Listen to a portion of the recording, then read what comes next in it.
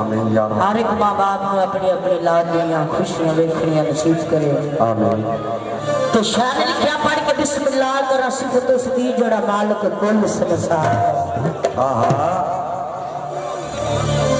पढ़ के बिस्मिल्लाह करा सिफत उसदी जड़ा मालिक कुल संसार दा है पत्थरां दे विच रोजी देंदा पिया सब दे काम सवारदा है वो सिफत करन लगिया आउंदी शर्म मैनू जो हाल साडे करदार दा है कसम रब दी कर तबाह देता पर मुंह यार दा यार नू मारदा है ते कौन किस गुलाम दा किस्मत लियावे टोर दाना पानी अपना हाथ कादर ते डोर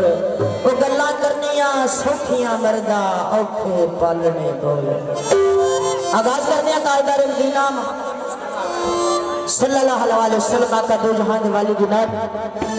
उस वेले भी के जज्बात का कायदार मदीना अर्शद वल्लत को तो शायर लिखा है रात सी राज मोहब्बतां दा नसी आमा दी समझ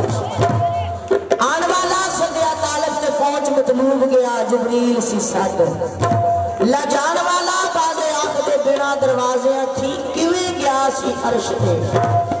जान वाला अमर अकल नू की ये दखल थे जाने जान वाला या लगा कि रब एक महबूब दे दम बदले सारी दुनिया नू गल पा बैठा ऐसा यार का देश पसंद आया अपना घर भी उत्थे ही बना बैठा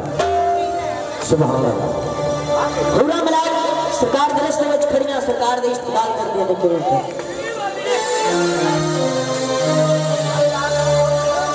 आओ सारियां उरानी नबी दा रल में से राजाइए आओ सारियां उरानी नबी दा रल में से राजाइए आज रात राजीए रात राजीए कमली वाले दीवार